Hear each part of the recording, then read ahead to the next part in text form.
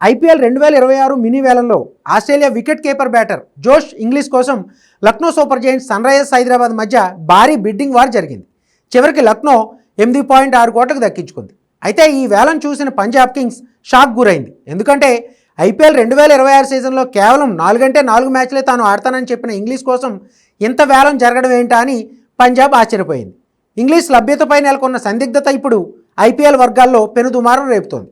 గత సీజన్లో పంజాబ్ కింగ్స్ తరపున అద్భుతంగా రాణించిన ఇంగ్లీష్ ఇప్పుడు అదే జట్టుకు నమ్మక ద్రోహం చేశాడనే ఆరోపణలు వినిపిస్తున్నాయి. కేవలం 8.6 కోట్ల భారీ ధర కోసం ఈ ఆస్ట్రేలియా క్రికెటర్ పంజాబ్ యాజమాన్యాన్ని తప్పుదోవ పట్టించాడా అనే అనుమానాలు వ్యక్తమవుతున్నాయి.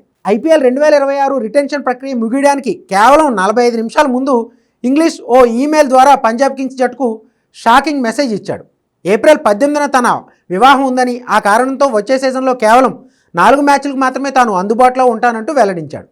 పూర్తి సీజన్ ఆడే ప్లేయర్ కావాలని కోరుకున్న పంజాబ్ కింగ్స్ అతని మాటలు నమ్మి అతన్ని వేలంలోకి వదిలేక తప్పలేదు. అయితే డిసెంబర్ 16న అబుదాబిలో జరిగిన వేలంలో సీన్ పూర్తిగా రివర్స్ అయింది. కేవలం 4 మ్యాచ్లే అందుబాటులో ఉంటాడని తెలిసి కూడా Lucknow Super Giants Sunrisers Hyderabad Josh Inglis కోసం హోరాహోరీగా పోటీ పడ్డాయి.